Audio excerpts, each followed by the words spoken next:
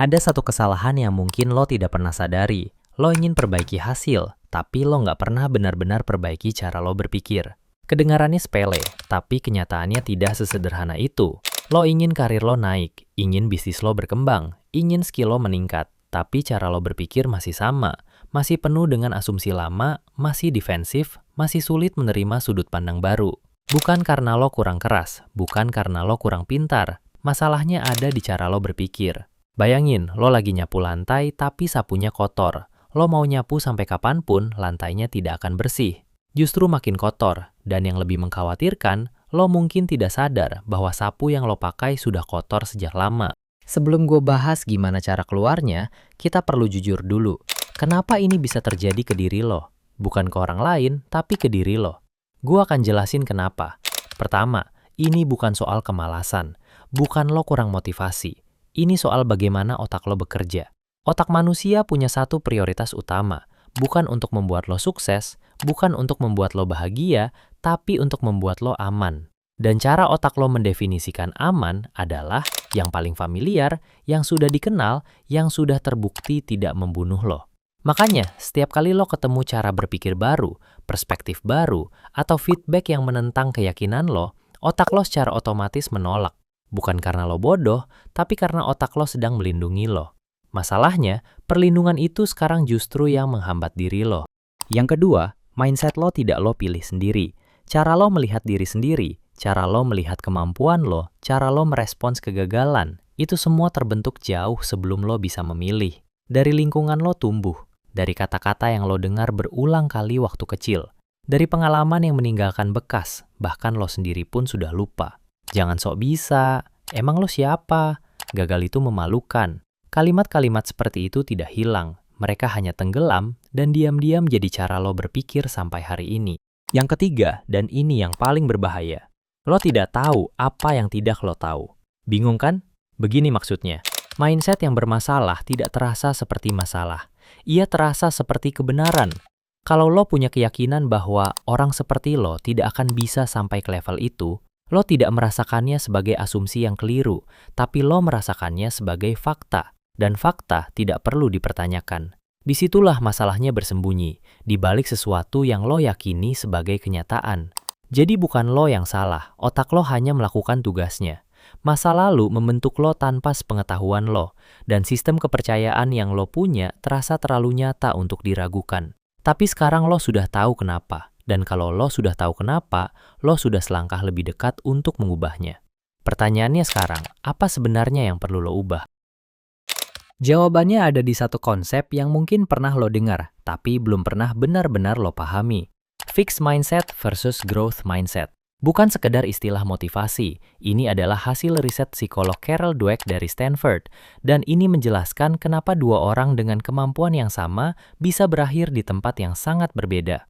Simpelnya begini, fixed mindset percaya bahwa kemampuan itu sudah ditentukan dari sananya. Lo berbakat atau tidak, lo bisa atau tidak, titik. Growth mindset percaya sebaliknya, kemampuan itu bisa dilatih, dikembangkan, dan diubah. Kegagalan bukan bukti bahwa lo tidak mampu, tapi sinyal bahwa lo belum sampai. Kedengarannya sederhana, tapi implikasinya jauh lebih dalam dari yang lo kira.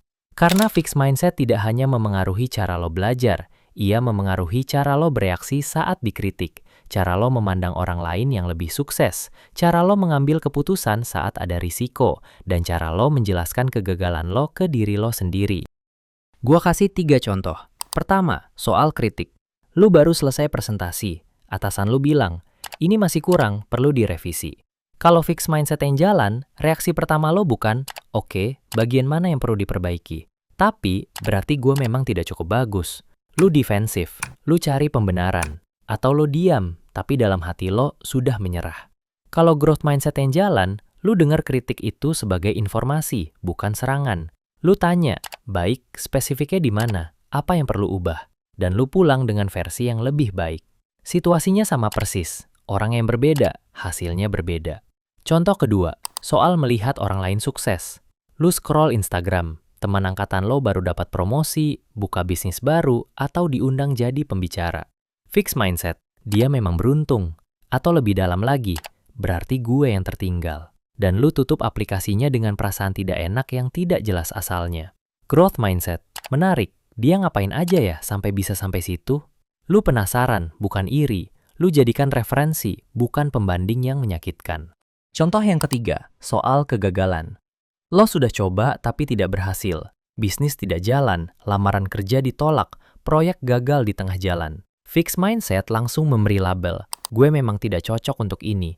Dan label itu lo simpan, lo bawa ke kesempatan berikutnya. Lo bawa ke keputusan berikutnya. Growth mindset memberi pertanyaan. Oke, metode mana yang tidak bekerja? Gue perlu ubah apa di kesempatan berikutnya? Bukan berarti tidak sakit, tapi sakitnya tidak berubah jadi identitas. Sekarang gue mau lo jujur ke diri lo sendiri. Dari 3 situasi tadi, lo lebih sering ada di sisi yang mana? Tidak perlu dijawab ke gue, tapi jawab ke diri lo sendiri. Karena disitulah titik mulainya.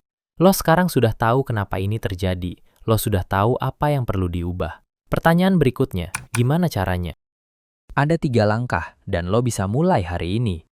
Langkah pertama, pisahkan diri lo dari pikiran lo. Selama ini, kalau ada pikiran yang bilang gue tidak cukup baik, lo tidak mendengarnya sebagai pikiran, lo mendengarnya sebagai fakta tentang diri lo.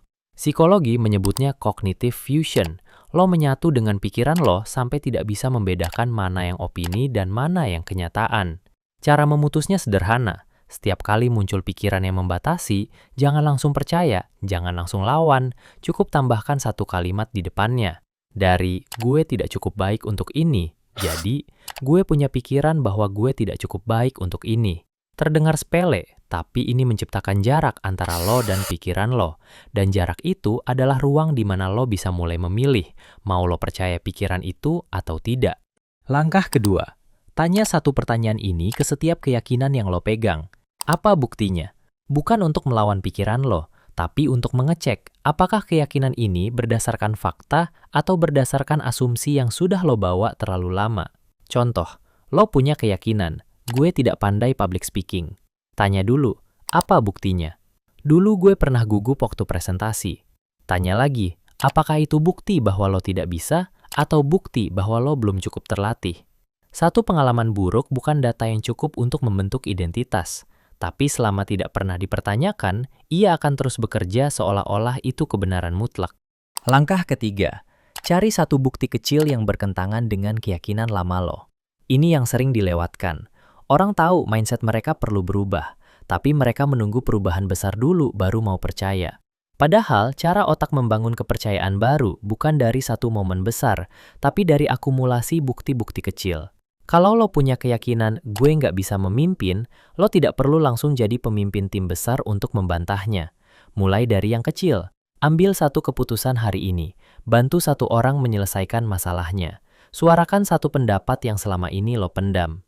Setiap kali lo melakukan itu, lo memberikan data baru ke otak lo. Dan lama-lama, otak lo akan mulai membangun narasi yang berbeda tentang siapa diri lo sebenarnya.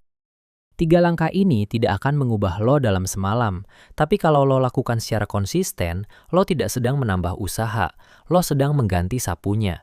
Dan dengan sapu yang bersih, setiap usaha yang lo lakukan akan mulai menghasilkan sesuatu yang berbeda.